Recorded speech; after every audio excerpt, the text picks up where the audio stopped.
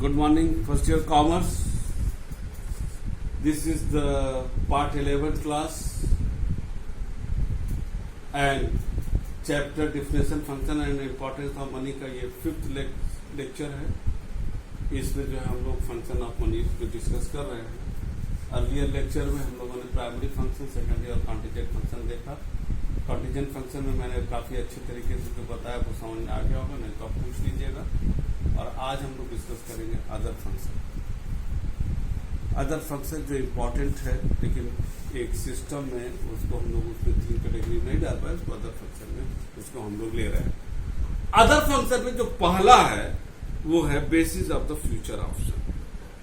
भविष्य में लोग कहते हैं कि भविष्य के लिए बचा लो. Saving is the very important.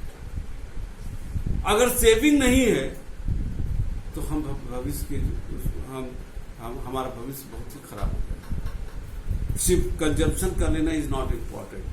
To save the money is very important to secure the future. आज मान लीजिए, सपोज कर लीजिए एक यंग एज का लड़का है, 28-30 साल का. अभी वो सर्विस कर रहा है. अभी उसको मान लीजिए उसकी शादी हुई है और एक छोटा सा बच्चा है 1 साल का. अभी उसको पैसे की जरूरत नहीं है. उसकी अच्छी खासी नौकरी है, वो पैसा बचाता है. लेकिन ये भी सच है कि एक 10 साल 15 साल बाद he would like to have the building a house, जहां जो उसका वो चाहेगा कि बिल्डिंग भी हो, वो चाहेगा उसके पास तमाम वो सुविधाएं हो. जब वो आज बचाएगा तभी वो जाकर के वो खरीद पाएगा. सो फ्यूचर के लिए हमारे पास एक, अगर हम अपने फ्यूचर को सिक्योर करना चाहते हैं तो बचत सिर्फ एक, यहाँ पर आप देखिए कि फ्यूचर पे खरीदने के लिए नहीं. फ्यूचर में अगर हमारे कोई भी चीज कभी इमरजेंसी पड़ता है, जैसे इस समय 4 महीने 5 महीने से चल रहा है, इसमें जो है हमारा बचत ही एक बहुत बड़ा काम होता है. तो सिर्फ वर्तमान में जिए और भविष्य के लिए भी अगर हम बचाएंगे. बहुत से लोगों का कांसेप्ट होता है देखा जाएगा. ऐसे लोग जो है आज परेशानी में है. देखा जाएगा, देखा नहीं जाएगा, उसको समझा जाएगा. आज को हमको प्रेजेंट में अगर हम एक्सेस मनी हम कमा ले रहे हैं, ज्यादा कमा ले रहे हैं, तो उसको जान लीजिए वो आज का एक्सेस है. लेकिन कल जब डिफिशियंसी आएगा, जब आप कमी पड़ेगा, वही एक्सेस मनी आज का फ्यूचर में आपको काम आएगा. That is the future option. यही दे रहा है कि किस तरीके से हम बचत को हम आज जो है एक बहुत बड़ा. और saving is one of the, हमने यहाँ पर बता दें, saving is one of the important determinate by determining the economic development of the country. Still India is the lagging behind with saving. यहाँ पर एक डेटा के रूप में हम आपको यहाँ जरूर बताना चाहेंगे, बचत बहुत महत्वपूर्ण चीज होता है. यहाँ पर देखिए जो दिया भी है कि since money is the only universally acceptable medium of exchange, it can be exchanged with anything of choice. If you have saved the money, in future you have full choice without any limitation to purchase anything, building, जो भी आप खरीदना चाहते हो कहीं भी आप खरीद सकते हो. तो आज एक बचत जो मुद्रा के फॉर्म में होता है, अगर मनी नहीं होता तो हम बचा नहीं सकते और फ्यूचर को सुरक्षित कर नहीं सकते. सोचिए देश में क्या होता है. एक भयावह स्थिति. ये था money as the future option. Second है sign of solvency. Solvency capacity. Solvency means होता है कैपेसिटी टू पे. पैसा है तो कहते हैं कि ताकत पैसे से आ जाता है. हकीकत है पैसा तो हमारे होता है कि हम ये कर सकते हैं. ठीक है ना. हम कोई भी काम, अगर आज पैसा है, हम बच्चों को अच्छा पढ़ा सकते हैं, जो भी चीज कर सकते हैं. हम ध्यान दीजिएगा, a solvent is a person who is able to pay all the debts. A person who is not able to pay all his debts is insolvent. Money is the guarantor of the solvency. In RP के अनुसार, the liquid money of a person, the firm, the organization guarantee solvency. अगर उसके पास cash है तो वो एक ताकत प्रदान करता है कि वो कोई भी उस पैसे के आधार पर एक अच्छा निर्णय ले सकता है. Therefore, money help in keeping the solvency of person, a bank, or an organization. For example, if a customer has deposited some money in a bank, the banker is bound to bank the deposit available to his customer when he wishes to draw the amount. In the same way, if a person has borrowed some money as a loan, he is also bound to repay the loan at the stipulated time. But if someone failed to pay all his debt, अगर कोई पैसा लौटा नहीं पाता है, he can be called as the insolvent, कि दिवालिया हो गया है. Thus the money also serves as the sign of the solvency. हमारे ख्याल से क्लियर हो गया होगा. एक पॉइंट और हम यहां पर बोलना चाहेंगे, static and dynamic function of the money. Static रुका हुआ और डायनामिक चलता हुआ. पहले इसको हम लोग समझेंगे, स्टैटिक और डायनामिक.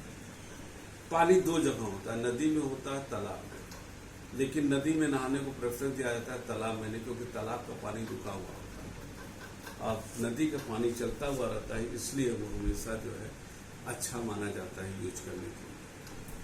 हम लोग डायनामिक का मतलब ही गलत समझते हैं. डायनामिक का मतलब जो झगड़ा कर ले बड़ा डायनामिक व्यक्ति ना. डायनामिक का मतलब होता है जो according to the situation, according to the time, जो भी परिस्थितियों के अनुसार निर्णय ले. कहते हैं शेर के साथ शेर को ललकारना बेवकूफी है कि बहादुरी है, ये अलग से निर्णय ले लीजिएगा. अगर आप कहते हो कि साहब हमारा भाई फलाना है जो शेर को ललकार रहा था, तो अब आप डिसाइड कीजिए कि बेवकूफी बहादुरी है. यहाँ पर समझदार व्यक्ति कहेगा भैया अगर बच गए बहुत बढ़िया किए. इसी को कहते हैं डायनामिक, यानी कि according to situation, as per the need, जो हम डिसाइड करते हैं that is the dynamic. Situation is the dynamic. आप कक्षा 1 में पढ़ते थे तो उसकी जरूरत अलग थी, 5 में जरूरत पड़ती, हाई स्कूल में क्या जरूरत है, आज इंटर में तो उसकी जरूरत अलग है. तो आपका डिसीजन जो क्लास 1 वाला था वो नहीं ले सकते, आपका डिसीजन जो 5th वाला था वो नहीं ले सकते, जो 10th वाला था वो नहीं ले सकते. तो decision when the situation is the dynamic, your decision must be the dynamic. Static और डायनामिक, ये दो चीजें आपको शाब्दिक रूप से समझ में आ गया होगा कि क्या होता है. प्रोफेसर केस ने लिखा है यहाँ पर, as the human society the complete changes has come from the function of to be performed by money after the employment principle propagated by the Professor Keynes. Inflation वाले चैप्टर में आप पढ़िएगा कि जैसे जैसे ये डायनामिक यानी कि सिचुएशन बदलता गया, मुद्रा का भी रूप बदलता गया. अब देखिए डायनामिक और स्टैटिक का, 100 रुपया आज से 50 साल पहले भी था, आज भी है. It is the static situation. But dynamic में क्या है, whether the 100 rupees bear the same purchasing power, जो 50 साल पहले था वो आज है. आज से 62-63 में हमारे पिताजी डिग्री कॉलेज में कॉमर्स के लेक्चर थे, 325 पाते थे. आज 325 की क्या वैल्यू है. आप जाते हो नाश्ता करके चले जाते हो, उस समय उससे घर का पूरे महीने का घर का खर्चा चलता था और 25-50 बचाया भी जाता था. अब वो 100 रुपया आज भी प्रिवेल कर रहा है, लेकिन उसकी वैल्यू नहीं है. ये डायनामिक है. तो यहां पर आप ध्यान दो, यहां पर स्टैटिक का. Static function according to the professor Kohlberg, the static function of money are definitely helpful in the operation of economy, but they do not affect the economy effectively. On the basis, the primary and secondary function of money, ध्यान देना, primary and secondary function of money, medium of exchange, measuring the scale of value, future payment levels, store of money, transfer of exchange, power of the static, ये जब भी रहेगा ये वही रहेगा. यानी कि primary and secondary function are related with the static function, क्योंकि वो जैसे स्टैटिक क्या है, अगर भगवान 100, 2000, 50,000 करोड़ जब भी था, मुंह यही था, कान यही था, ये स्टैटिक है. लेकिन खाने का तरीका, ठीक है ना, खान पियन उम्र के हिसाब से, समय के अनुसार से बहुत बदला. This is the dynamic. तो ये जो है पूरा ये तुम्हारा स्टैटिक था. और contingent function, it is the dynamic, क्योंकि ये समय के अनुसार, देश की परिस्थितियों के अनुसार, देश के काल के अनुसार, कंडीशन ऑफ द इकोनॉमी के हिसाब से किया जाता है. जैसे आज है, एक अलग स्थिति है, पूरे विश्व इसको लड़ रहा है, एक अलग टाइप का निर्णय ले रहा है. डायनामिक फंक्शन में the function differed in the value standard. Money make the economy haphazard by bringing compressive ups and down. आज अप्स एंड डाउन कभी इन्फ्लेशन आता है, कभी डाउन आता है, जैसे इस समय रिसेशन की स्थिति है, द एफर्ट आर मेड, लेकिन अकॉर्डिंग टू द सिचुएशन, जो हमारा कंट्री देश की सरकार है और रिजर्व बैंक है, मॉनेटरी अथॉरिटी, वो इस अप एंड डाउन को, अप एंड डाउन आएगा, लेकिन सरकार का और मॉनेटरी अथॉरिटी के रूप में आरबीआई का काम है इसको स्टेबलाइज करें, ताकि देश में आर्थिक स्थिरता बनी रहे, लोग आर्थिक रूप से परेशान न हो। ये बदलता रहता है। तो आरबीआई का निर्णय जो कल था वो आज नहीं होगा। क्यों? क्योंकि आरबीआई स्टेबलाइज करा रहा है according to the situation. Second है डिफिसिट फाइनेंसिंग। डिफिसिट का मतलब होता है when the expenditure of the government is more than the revenue, that is the deficit. And just to fill the gap, अब उसके लिए गवर्नमेंट टैक्स बढ़ाएगी, ये करेगी, दैट इज द फाइनेंसिंग। तो डिफिसिट होना एक अलग चीज है, फिर उसको गवर्नमेंट खर्चे को पूरा करती है जिसके लिए टैक्स लगाती है। अब ये जैसी देश की जरूरत है, the government invest in new field. अब डिफिसिट होता क्यों है? सड़कें बन रही है, टेक्नोलॉजिकल डेवलपमेंट है, इसरो है, तमाम डिफेंस पर है, तमाम हम दसों हजार लाखों करोड़ रुपया, अरबों खरबों रुपया खर्चा हो रहा है। चंद्रयान 2 जा रहा है, क्या फ्री में जा रहा है? ये जा रहा है। सड़कें बन रही है, डैम बन रही है, हम लोग तमाम चीजें पर काम कर रहे हैं और खर्चा तो बढ़ेगा उसके मुकाबले। और ये इस पर जो रिटर्न है, मिलेगा कि नहीं मिलेगा एक अलग है, लेकिन अगर मिलेगा भी तो 10-20 साल बाद, अब ये खर्चा तो आएगा ही। और यही डिफिसिट फाइनेंसिंग हमारे इकोनॉमिक डेवलपमेंट को लाता है। और ये समय के अनुसार हमारी स्थिति परिस्थिति के, जब देश आजाद हुआ था तो एक अलग जरूरत था। आज we are just knocking the door of the becoming the developed country. हमारी जरूरत बदल रही है। आज हम इस कैपेसिटी और कैपेबिलिटी में हो गए हैं कि हम चाइना जैसे कंट्री को भी आगे दिखा रहे हैं, जबकि 1962 में हम शायद पीछे हट चुके थे। ये इसलिए हुआ है क्योंकि आज तमाम ऐसे निर्णय, चाहे डिफेंस पर हो, चाहे टेक्नोलॉजी पर हो, हम इतने को इम्प्रूव कर गए हैं। और ये इम्प्रूवमेंट बिना पैसे के नहीं हो सकता था। तो अकॉर्डिंग टू सिचुएशन हम लोगों को निर्णय लेना पड़ता है।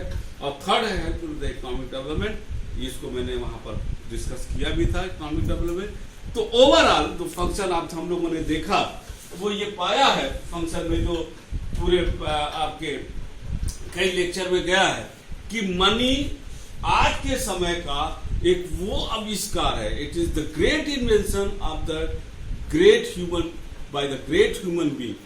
Without money we can not do anything. सब कुछ जरा रह जाएगा। आज टेक्नोलॉजी भी चाहिए, आपका टेक्नोलॉजिकल डेवलपमेंट चाहिए, आज स्टैंडर्ड ऑफ लिविंग भी चाहिए, देश का विकास चाहिए, हमको ग्लोबलाइज होना है, हमको कॉर्पोरेट सेक्टर चाहिए, हमको कार चाहिए, हमको एसी चाहिए, हमको भविष्य के लिए हमको सेविंग करना है। ये सारी चीजें चाहे इंडिविजुअल लेवल पे ले लो, चाहे बिजनेस ले लो, चाहे फर्म पर ले लो, चाहे कॉर्पोरेट सेक्टर ले लो, चाहे होल इकोनॉमी में ले लो, चाहे वर्ल्ड इकोनॉमी में ले लो, उसका एक स्रोत है, उसका एक धुरी है, उसका एक पोल है, that is the money. And money play very significant role for the economic development of the country, for the economic development of people, society and all the concern organisation.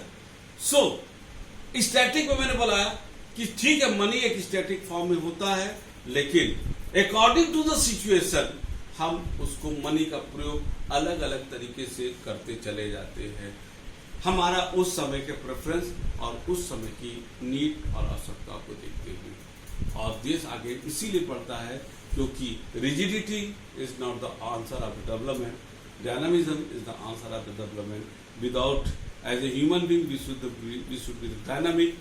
According to situation, we should behave like in the similar manner. Money, the decision regarding the money is also on the basis of the dynamism. According to the situation of the country, we should decide. The government, the monetary authority should decide and should implement all the policies on the basis of the dynamism. तभी हमारा देश विकास कर पाएगा। हमारे ख्याल से clear हो चुका होगा। तो फंक्शन ऑफ मनी का ये जितने भी जो सेगमेंट था ये खत्म होता है। और हमको ख्याल से आप इसको फिर से बहुत ध्यान से पढ़िएगा, हर एक लेक्चर को फिर कई बार रिपीट कीजिएगा, आपको समझ में आ जाएगा। अदरवाइज मैंने कई बार बोला कि आप डायरेक्ट भी पूछ सकते हो और क्लास के प्लेटफॉर्म, स्कूल के प्लेटफॉर्म पर सैटरडे को आप पूछ सकते हो। और तब तक के लिए, नेक्स्ट क्लास के लिए, नेक्स्ट उसके लिए, तब के लिए थैंक यू।